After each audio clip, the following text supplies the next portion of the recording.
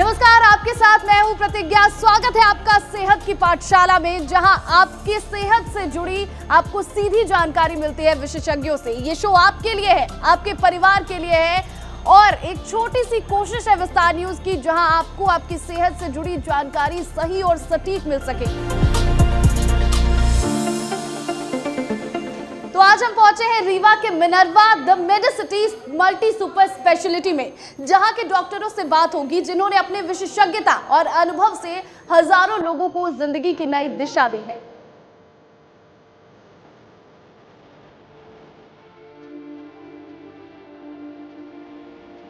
Minerva the Medicity multi super speciality hospital Vindhya क्षेत्र का एक ऐसा स्वास्थ्य संस्थान जो स्वास्थ्य के क्षेत्र में हर दिन नए आयाम गढ़ रहा है,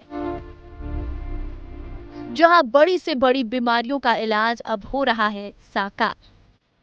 बहुत ही कम समय में यहां के डॉक्टरों द्वारा बेहतर इलाज की गारंटी के साथ जन्मजात हृदय रोगों का इलाज अब केवल एक सपना नहीं बल्कि हकीकत बन चुका है।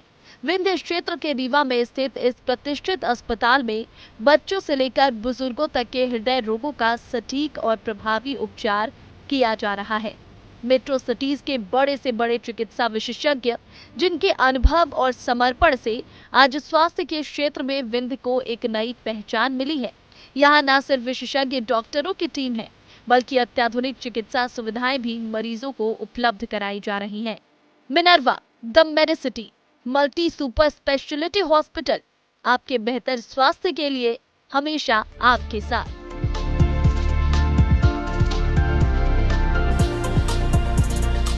एक ऐसी बीमारी जो बच्चों में शुरुआत से ही हो जाती है, जन्मजात हृदय रोग इसे कहते हैं। किसी बच्चे में अगर हार्ट डिजीज है, वो भी बचपन से ही, इसका इलाज बेहद मुश्किल है। लेकिन मिनर्वा हॉस्पिटल के जो डॉक्टर्स हैं, इन्होंने यहाँ पर इसका इलाज सुनिश्चित कर दिया है विंध्य क्षेत्र के लोगों के लिए।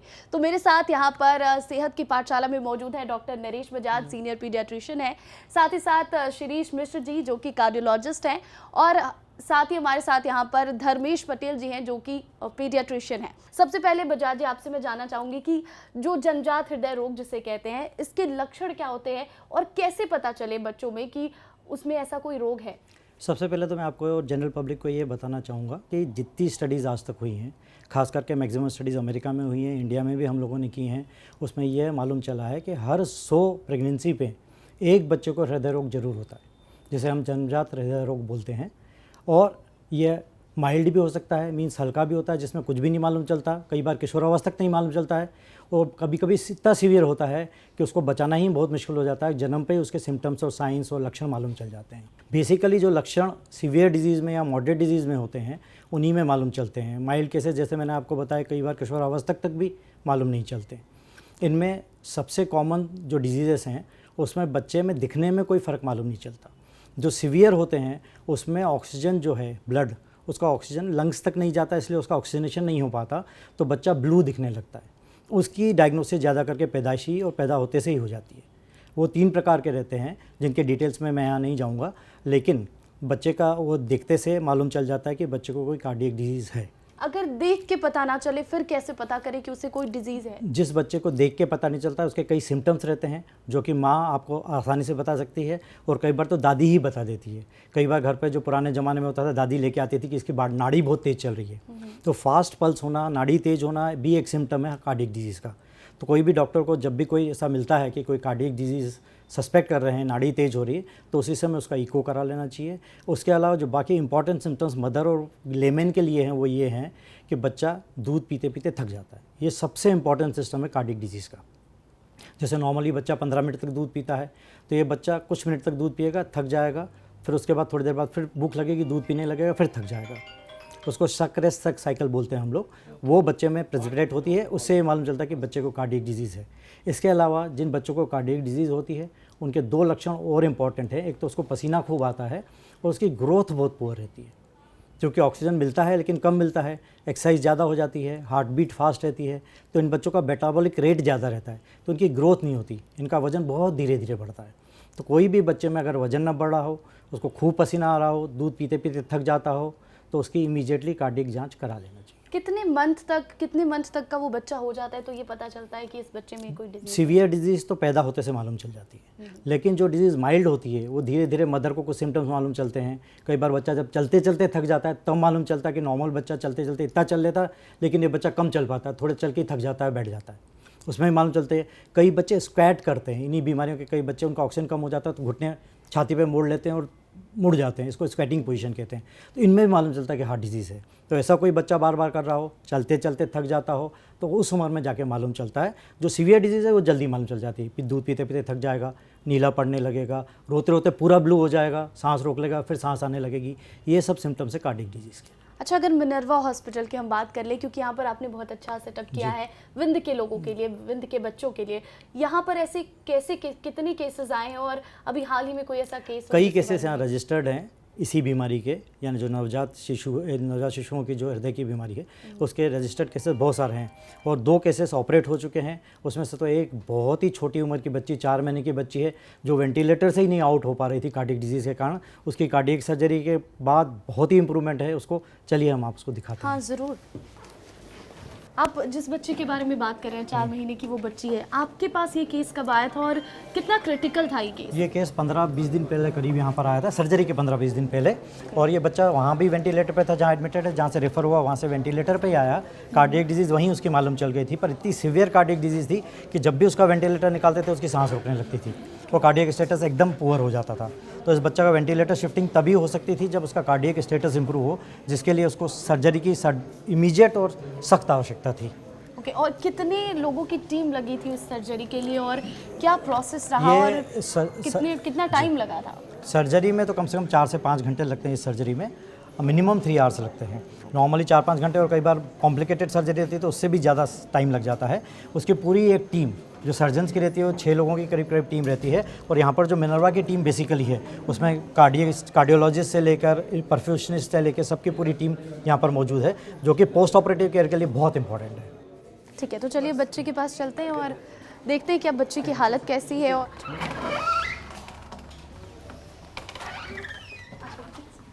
तो ये आपका आईसीयू है? जी, ये आईसीयू है। ये अभी पोस्ट कार्डियक के लिए रखा हुआ है। 2 बच्चे ऑपरेट हुए हैं पिछले कुछ दिनों में। तो बड़ा वाला बच्चा है, ये जो क्रिटिकल वाली बच्ची थी वो है 4 महीने वाली। 4 महीने की? जी हाँ, अब बहुत इम्प्रूवड है। जो कंडीशन उसके आप देखेंगे, she is on ventilator but she is much improved. तो जब ये आई थी तब इसकी कंडीशन क्या? तब इसकी कंडीशन बहुत ख़राब थी। इसका इजेक्शन फ्रैक्शन, जो हार्ट का कॉन्ट्रैक्टिलिटी बोलते हैं, that was only 20%, which should be at least 55 to 60%। अभी आज की तारीख में 55% इसका हो चुका है और कल ये वेंटिलेटर से हटने वाली है। तो पिछली बार हमने 2 बार 3 बार ट्राई किया वेंटिलेटर से हटने का, तो कार्डियक ऑपरेशन के पहले शिफ्ट नहीं हो पा रही थी और उसकी कॉन्शियसनेस लेवल भी इस कलर की नहीं थी, इस तरह की नहीं थी, कलर भी ऐसा नहीं था। इको पार्ट बहुत इम्प्रूवड है, एक्सरेज बहुत इम्प्रूवड है और कल मॉर्निंग में हम इसको वेंटिलेटर से आउट करेंगे। कितने दिन और कितने घंटे आपने इसको वेंटिलेटर पे रखा है फिर? Before surgery she was on ventilator continuous for the last 10 to 15 days। After surgery last 7 days हो गए हैं, आज 6वां या 7वां दिन है। उसके बाद से अब ये इतनी इम्प्रूव हो गई है कि अब हम इसका वेंटिलेटर हटा सकते हैं। अच्छा, इतने छोटे बच्चे के लिए ऐसे सर्जरी करना विंध्य में कितनी बड़ी बात है, क्योंकि यहाँ पर बाकी हॉस्पिटल्स तो मुझे लगता है ऐसे केसेस लेते भी नहीं हैं। जी, विंध्य के लिए एक सौगात है वहाँ के लोगों के लिए कि इतने छोटे बच्चे की सर्जरी यहाँ पर हो पाई है संभव, और आगे होती भी रहेंगी। And we will try our best to stabilise all these children so that they survive and live a long and fruitful life.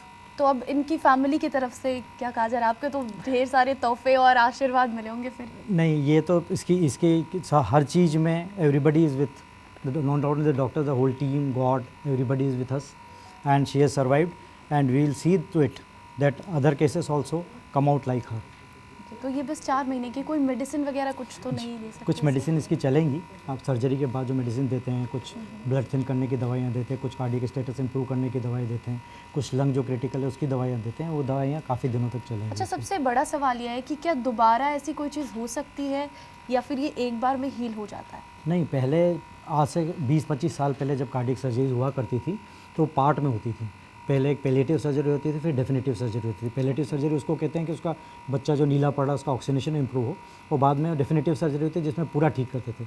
आजकल 90% केसेस में एक ही सिटिंग में पूरी सर्जरी कर देते हैं, तो कॉम्प्लिकेशंस भी कम होते हैं, बच्चे की ग्रोथ भी अच्छी रहती है, मेंटल डेवलपमेंट भी अच्छा रहता है, आगे दवाइयों की ज़रूरत भी कम पड़ती है। अच्छा, अगर एक सेटिंग में ये ठीक नहीं होती है, दोबारा ज़रूरत पड़ती है, तो कितने साल के बाद ज़रूरत पड़ती है? ऐसा रेयर है, वो तब होता था जब वॉल रिप्लेस वगैरह होते थे छोटे बच्चों में, तब वो चूँकि हार्ट का साइज़ बढ़ता है या कोई मैश लगाया उसमें साइज़ बढ़ता है, तब चेंज होना पड़ता था। इन बच्चों में रिपेयर हो गया, तो जैसे हार्ट बढ़ेगा तो रिपेयर चूँकि पूरा हो चुका है, तो रीसर्जरी की ज़रूरत नहीं पड़ती। अभी क्योंकि टेक्नोलॉजी भी काफ़ी टेक्नोलॉजी बहुत इंप्रूव हो गई है। रीसर्जरी केवल उन्हीं में पड़ती है जिसमें आपने कोई वॉल रिप्लेस कर दिया, एज के साथ वॉल का साइज़ भी बढ़ेगा, तब रिप्लेस होते थे। और कितनी केयर की ज़रूरत होती है ऐसे बच्चों को? जब यहाँ से आप वेंटिलेटर से हटाएंगे, घर लेकर जाएंगे, तो कितनी केयर की? सबसे इम्पॉर्टेंट ये है कि शुरू में बच्चा ओवर एक्सर्ट ना करे और उससे इन्फेक्शन ना हो, ये 10 सबसे इंपॉर्टेंट चीज़ें। और दवाइयाँ जो दी हैं हार्ट की वो कम से कम समय पर लें। कब तक इन्फेक्शन का डर रहता है? इन्फेक्शन का डर तो इनको यानी अभी जैसे ये वाली सर्जरीज होती हैं इनमें नहीं, बाकी जो जिनमें आप प्रोस्थेटिक वेल्व्स वगैरह लगाते हैं उसमें इन्फेक्शन का चांस और ज़्यादा रहता है। तो रहता है इन्फेक्शन का चांस, वो तो लाइफ लॉन्ग ही रहेगा, लेकिन शुरू के पीरियड्स में थोड़ा ज़्यादा रहता है, तो उसमें इन्फेक्शन होने का चांस। दूसरे बच्चे को भी हम देखें जी एक बिल्कुल, बार। चलाइए। वो 5 साल की बच्ची है। जी शी कैन स्पीक? या बिल्कुल बिल्कुल, शी कैन स्पीक। हाय, क्या नाम है आपका? अप्सरा। कितना प्यारा नाम है। ठीक हो आप? अब कैसा लग रहा है? अच्छा लग रहा है। तो थैंक यू बोलना चाहोगे डॉक्टर अंकल को? से थैंक यू। ऑलवेज मेरा नाम प्रतिज्ञा है and keep smiling. The smiling child, and she was off ventilator the very next day. She improved very fast. So give us a smile. ये 5 साल की बच्ची है। जी। आम घरों में अगर 5 साल का बच्चा है, कैसे पता चलेगा कि उसे उसके हार्ट में कोई प्रॉब्लम है, या फिर हॉस्पिटल में अगर लेट हो गया लेकर आने में, फिर कैसे? बहुत अच्छा सवाल है। पहले अपन ने लक्षण डिस्कस कर चुके हैं। उन लक्षण के अलावा यदि बच्चे को बार बार निमोनिया हो, जो एक चीज़ मैं आपको बताना भूल गया था, 90% केसेस में ज़्यादा करके कहीं ना कहीं छिद्र होता है, तो उसमें ब्लड सर्कुलेशन किसी किसी में लंग्स में ज़्यादा जाने लगता है। तो जिन जिन छिद्रों में ब्लड में सर्कुलेशन लंग्स ज़्यादा जाता है, तो उसमें बार बार लंग्स का इन्फेक्शन होता है। किसी भी बच्चे को सांस लेने में दिक्कत हो, चलने में दिक्कत हो, जल्दी थक जाता हो, या बार बार निमोनिया होता हो, इन बच्चों की ज़रूर हार्ट की जाँच कराएं। तो अब ये ठीक हो चुकी है? ये बिल्कुल कब स्वस्थ हटने वाली है वेंटिलेटर? ये वेंटिलेटर से हट चुकी। Now she is perfectly all right. She was of ventilator the very next day. She was operated in the night, next day afternoon इसका वेंटिलेटर हट गया था। ओके। और ये जो बलून्स मैं देख रही हूँ, ये बच्चे में ऐसे कॉन्फिडेंस लाने के लिए ये बलून्स हॉस्पिटल्स की तरफ से डेकोरेट किए गए हैं? ये जितने बैलून्स आपको बताऊंगा कि ठीक होने के बाद इसने खुद ने फुलाए हैं। उसका इसने खुद ने किया? लंग फंक्शन इतना अच्छा इंप्रूव हो गया कि पूरे बलून इसके द्वारा फुलाए गए हैं। वाओ।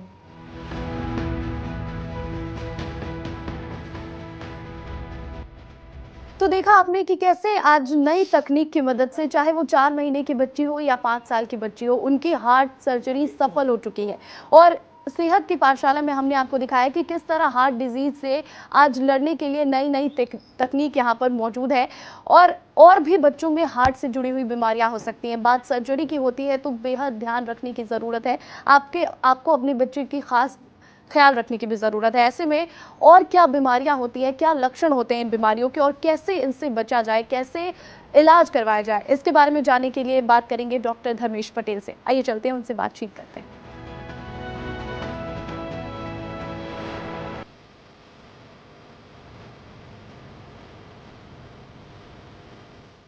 हम बात कर रहे थे बच्चों में डिजीज़ को लेकर, सर्जरी को लेकर, तो हार्ट में ऐसी कौन कौन सी प्रॉब्लम्स और हो सकती हैं जो बात सर्जरी तक पहुंच जाती है?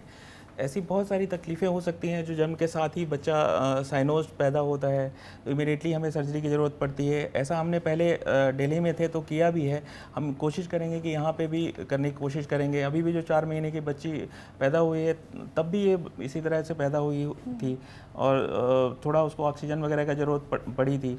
कई सारी बीमारियां होती हैं हार्ट की धमनियां जो रहती हैं, आर्टरीज रहती हैं, दोनों एक दो उल्टी रहती हैं, राइट का लेफ्ट, लेफ्ट का राइट रहता है, तो उसमें इमीडिएटली सर्जरी की ज़रूरत पड़ती है। कुछ पैलिएटिव प्रोसीजर्स की ज़रूरत पड़ती है, जो सारी व्यवस्था अभी हम हॉस्पिटल में कर पाए हैं और आगे भी करते रहेंगे। जैसा कि आपने जिक्र किया दिल्ली का, कि दिल्ली में रहे हैं, वहाँ पे करते रहे हैं, फिर अब यहाँ पर आप कर रहे हैं उस चीज़ को, तो यहाँ के लोग कितने जागरूक हैं अब इन बीमारियों को लेकर, और लोग अब समझ पा रहे हैं कि क्या क्या दिक्कतें आ रही हैं? और पहले कई तरह की भ्रांतियां थी कि इस तरह के बच्चे सरवाइव नहीं करते हैं, मर जाते हैं। हमें बेसिकली जो जिस जगह पे हम खड़े हुए हैं वो इकोनॉमिकली पुअर है, तो वो भी इतना ज़्यादा एक्सपेंडिचर में नहीं कर पाते थे।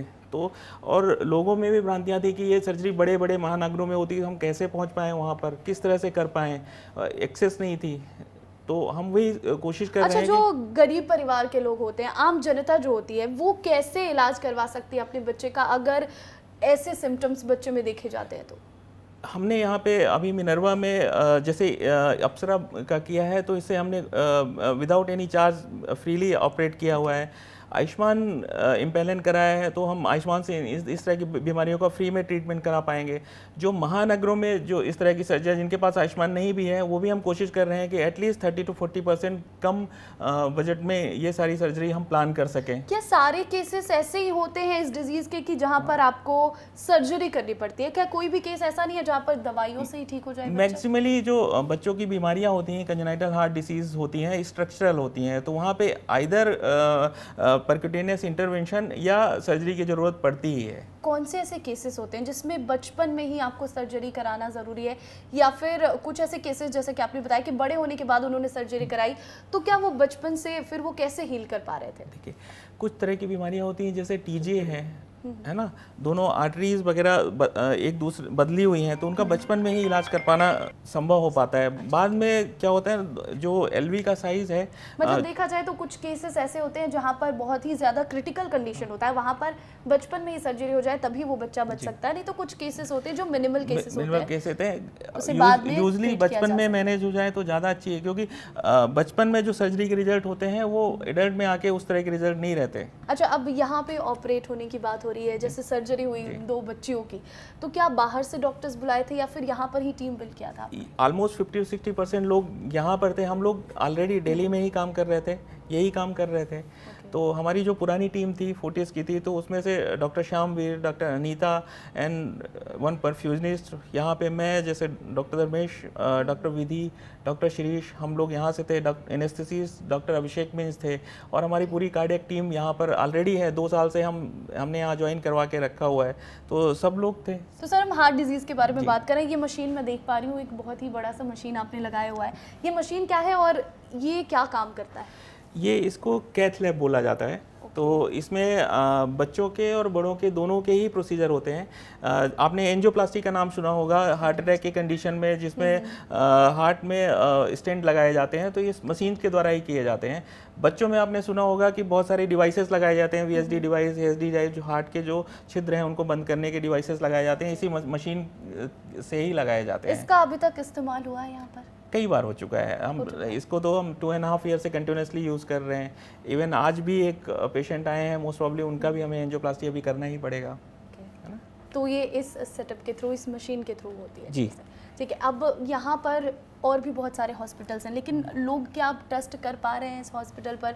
लोग आ रहे हैं? हमारा एक्सपीरियंस तो बहुत ही अच्छा रहा कि हमारा मिनर्वा ने बेसिकली क्रिटिकल केयर और क्रिटिकल केसेस में ही मैक्सिमली नाम बनाया है। जो केसेस कोई भी एडमिट नहीं करता था, वो सारे के सारे केसेस मिनर्वा में ही आते थे।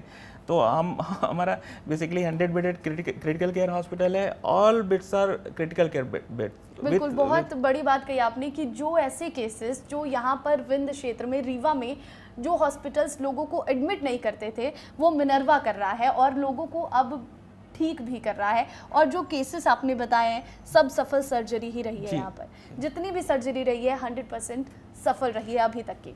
अब चलिए हार्ट डिजीज़ की बात कर रहे हैं, बच्चों के हार्ट डिजीज़ की बात कर रहे हैं, लेकिन आपको बता दें कि बड़ों में हार्ट डिजीज़ सबसे ज़्यादा देखे जा रहे हैं। और आजकल जब से कोविड काल ख़त्म हुआ है, उसके बाद जो लोग हैं वो हार्ट की प्रॉब्लम से ज़्यादा जूझ रहे हैं। ऐसे में यहाँ पर कार्डियोलॉजिस्ट भी हमारे साथ शिरीष मिश्रा हैं, उनसे बातचीत करेंगे और जानेंगे कि हार्ट डिजीज़ के लक्षण कैसे पता चलते हैं और लोगों को कितना सावधान रहने की ज़रूरत है कि वो अपने हार्ट को सेफ रख सके, स्वस्थ रख सके। चलिए शिरीष मिश्रा जी से बातचीत करते हैं।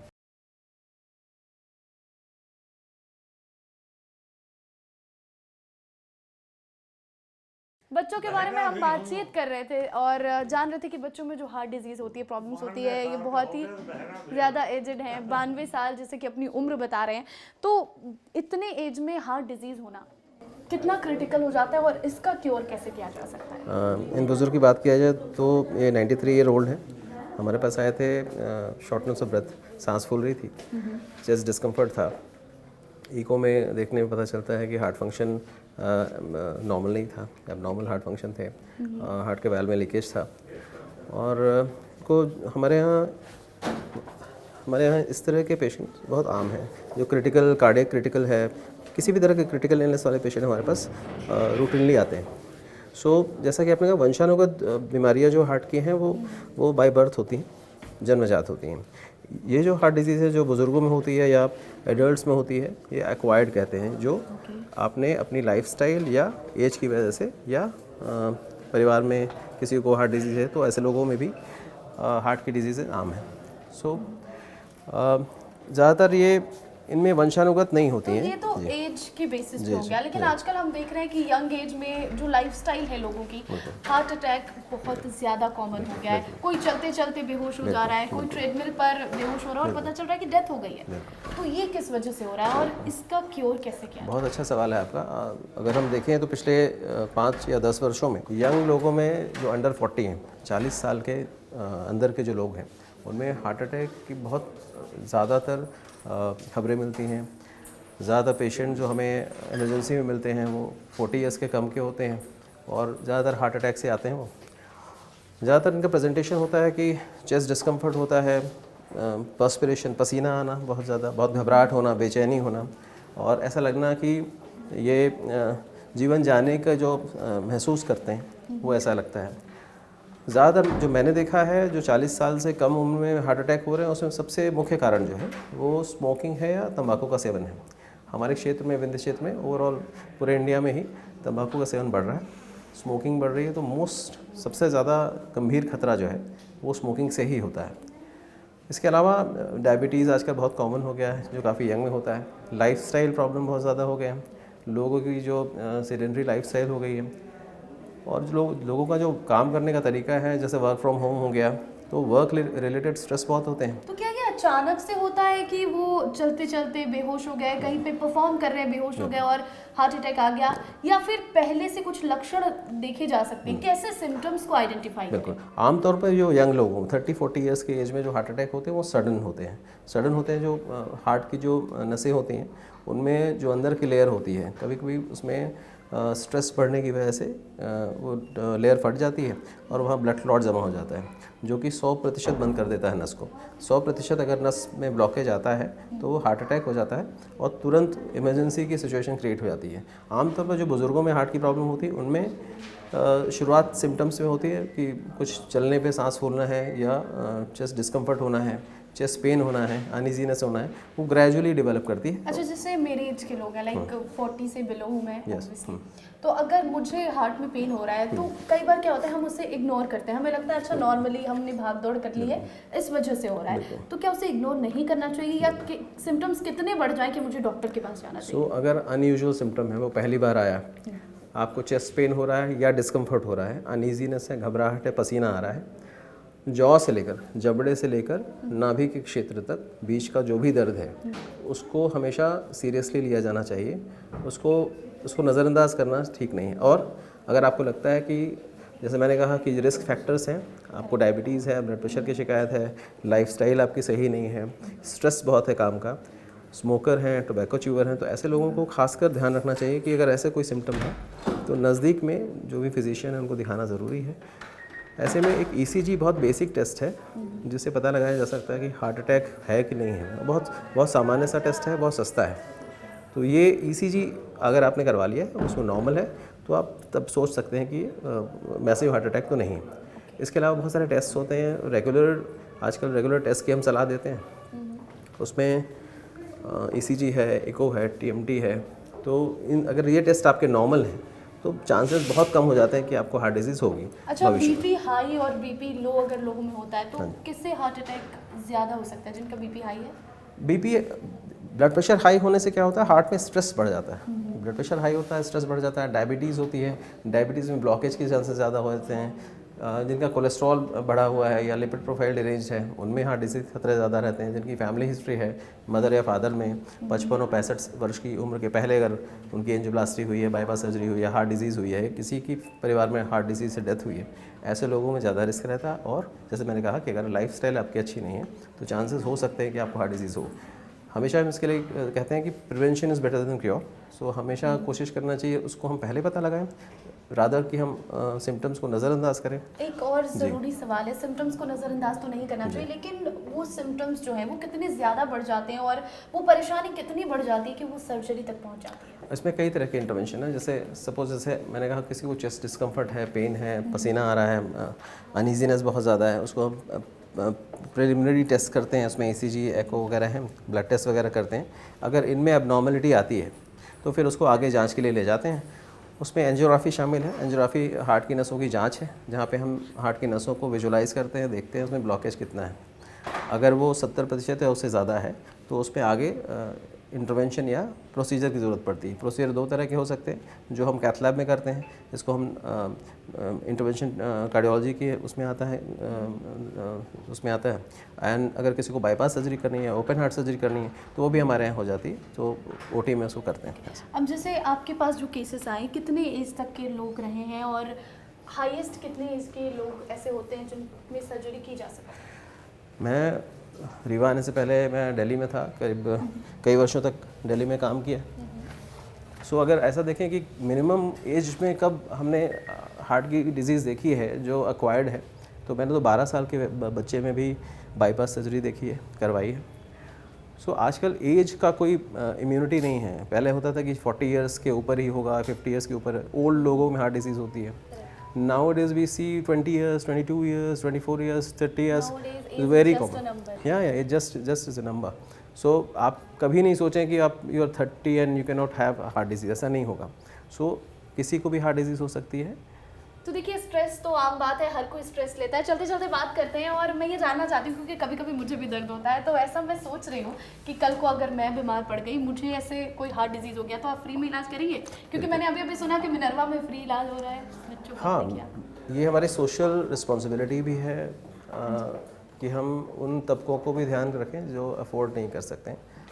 एक सवाल हमारे दर्शकों के लिए भी है, क्योंकि अलग अलग महानगरों में इन डॉक्टर्स ने काम किया है, लेकिन मिनर्वा रीवा में ही क्यों? इसके बारे में जानेंगे। हमारे जो डॉक्टर्स हैं उनसे एक साथ बातचीत करेंगे और जानेंगे कि आखिर रीवा ही क्यों। ये मुंबई भी हो सकता था, दिल्ली भी हो सकता था, लेकिन रीवा ही क्यों है? चलिए सबसे मिलते हैं और बातचीत करते हैं। आइए सर, अब हमने आपके हॉस्पिटल को देखा, पूरी तस्वीरें हमने देख ली, दिखा दी, और ये भी जान लिया कि जो छोटे बच्चे हैं उनमें जन्मजात हृदय रोग कैसे होता है, क्या लक्षण होते हैं।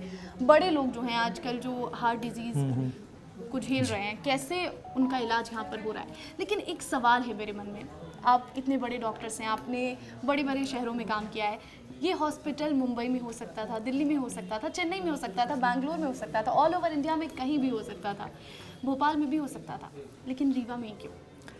रीवा बेसिकली इसीलिए है कि I had my first posting in Rewa, और मैं 35 साल से यहाँ पर हूँ और मैंने यहाँ की जनता को बहुत अच्छे से समझा है। यहाँ मेडिकल फैसिलिटीज़ बहुत कम थी जब मैं आया था, आजकल धीरे धीरे करके उनकी फैसिलिटीज़ भी बढ़ रही हैं, और कुछ सुविधाएं जो यहाँ पर नहीं हैं, जो बॉम्बे में हैं, दिल्ली में हैं, मद्रास में हैं। धर्मेश यहाँ के स्टूडेंट हैं, शिरीष यहाँ के स्टूडेंट हैं, हम सब ये चाहते थे कि यहाँ की जनता को भी वही फैसिलिटीज़ मिलें जो दिल्ली, बॉम्बे और मद्रास की जनता को मिल रही हैं, और केवल यही सोच के और यहाँ की जनता की सेवा करने के लिए ये इंस्टीट्यूशन हमने यहाँ डाला। तो कितना टाइम हो गया इस इंस्टीट्यूशन को, और आगे क्या क्या फर्दर प्लानिंग है? इस इंस्टीट्यूशन करीब 2.5 साल हुए हैं, और इसको हम उस स्टेज तक एक्सटेंड करेंगे जहाँ से यहाँ के किसी भी आदमी को इंडिया के किसी भी कोने में न जाना पड़े, हर चीज़, हर फैसिलिटी यहीं मिल जाए। बहुत बहुत शुक्रिया नरेश जी, बहुत बहुत शुक्रिया धर्मेश जी हमारे साथ जुड़ने के लिए। और सेहत की पाठशाला में आज आपने देखा कि कैसे छोटे बच्चों में जन्मजात हृदय रोग होता है, बचपन से ही उन्हें दिल की बीमारी होती है, और कैसे उसका इलाज भी संभव है, क्या लक्षण होते हैं। या फिर बड़े लोग जो आजकल अपनी लाइफस्टाइल की वजह से, स्ट्रेस की वजह से हार्ट डिजीज़ को झेल रहे हैं, उनके लक्षण कैसे, आप कैसे समझें कि आपको हार्ट डिजीज़ है और कैसे उसका इलाज करवा सकें। तो आज की सेहत की पाठशाला यहीं ख़त्म होती है, लेकिन सेहत की पाठशाला का सफ़र आगे भी जारी रहेगा, और आगे फिर आपके सवालों के जवाब और साथ ही साथ अनमोल सलाह लेकर आपके पास हाजिर हो जाएंगे। आप याद रखिए, छोटी छोटी आदतें ही बड़े बदलाव लाती हैं। तब तक के लिए आप खुश रहिए, अपनों का ख्याल रखें और देखते रहिए विस्तार न्यूज़। नमस्कार।